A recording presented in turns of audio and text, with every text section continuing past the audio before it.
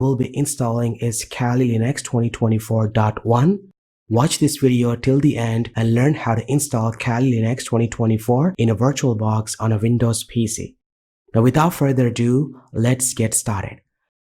Since we're installing Kali Linux in a VirtualBox, you must have enabled hardware virtualization on your PC or laptop. Now by default, this feature is enabled and allows you to run and test any OS in a virtual environment. If it's not enabled, you need to check the BIOS settings and turn on hardware virtualization.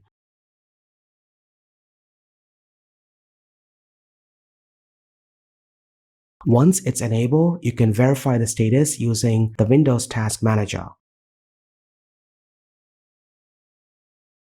It's time to start installing Kali Linux in a VirtualBox on a Windows 11 PC.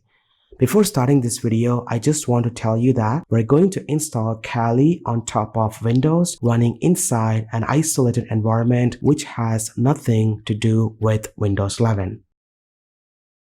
Now go ahead, open your favorite browser and head over to this link and download the VirtualBox for your PC or laptop.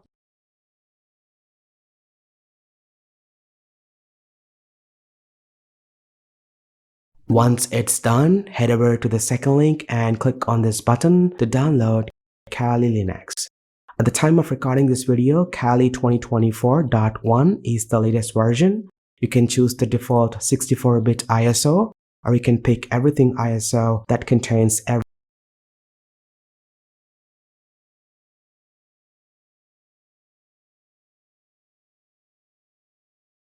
name the virtual machine, and choose the folder location where all the VM files will be stored.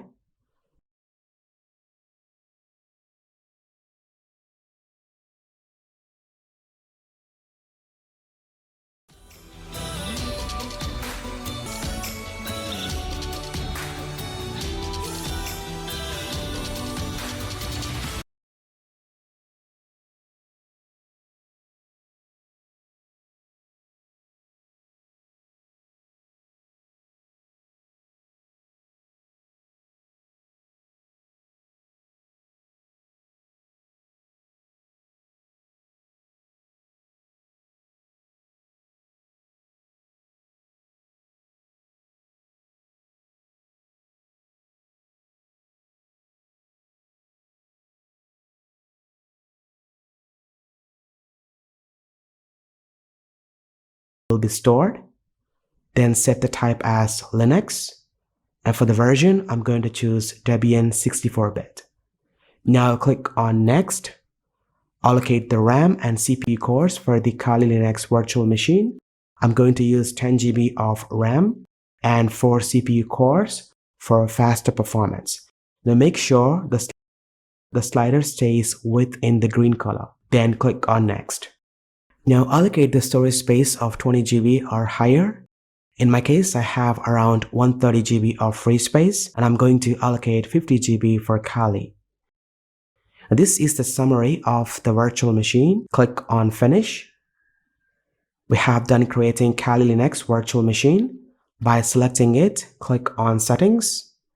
Now choose General, Advanced, and set the Share Clipboard as bidirectional. This allows clipboard sharing between Windows 11 or host OS and Kali Linux.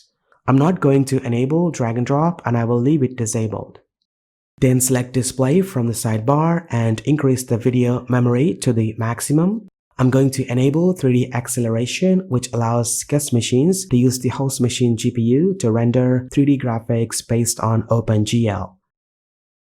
Now select Storage from the sidebar.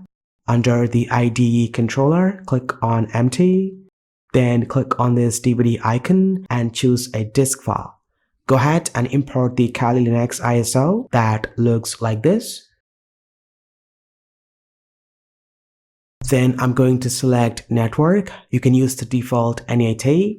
If you want this virtual machine to be accessed by another computer within a network, it's better to choose a bridged adapter.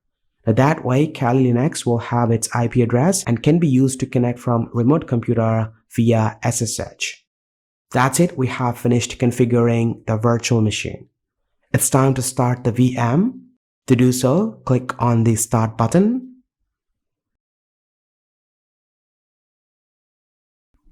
Then click anywhere inside the virtual machine.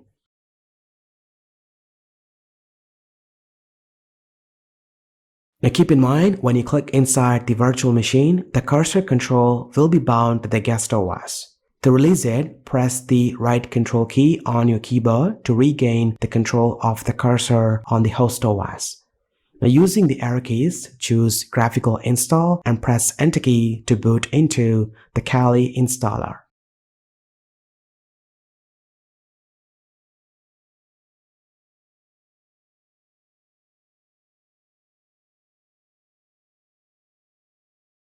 Now go ahead and set the system language.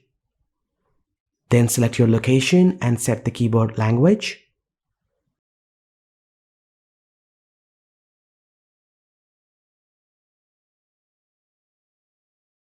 Now leave Kali as the hostname and click on Continue. For the domain name, leave it empty. Create a user account and password.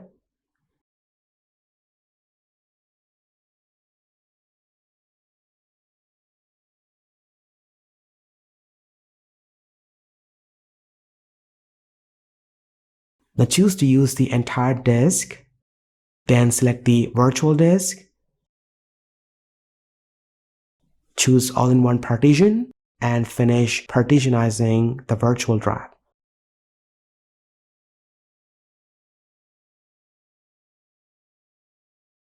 And GNOME Desktop both work fine without any issues. So if your PC is not powerful, you can stick to XFCE. But for now, I would like to use a GNOME Desktop and click on Continue.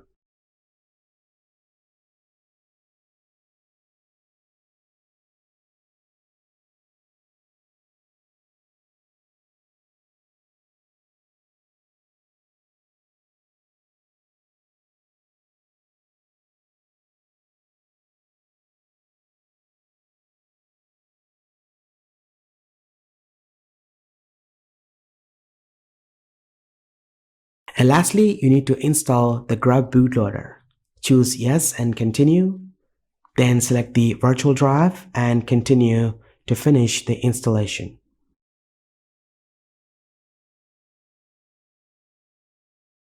Once the installation is complete, click on Continue to reboot.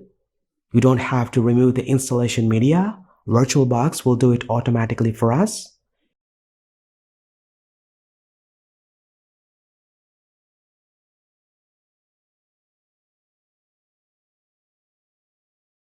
And voila, now you can see the login screen.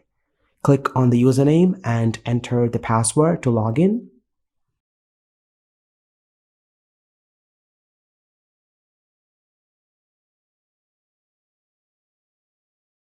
Let me jump into the full screen mode.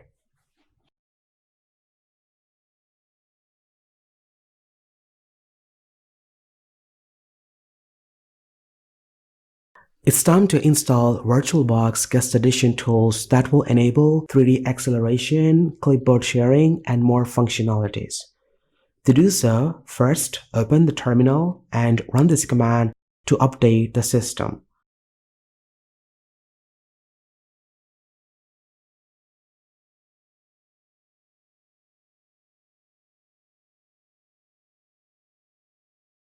Once it's done, reboot the system.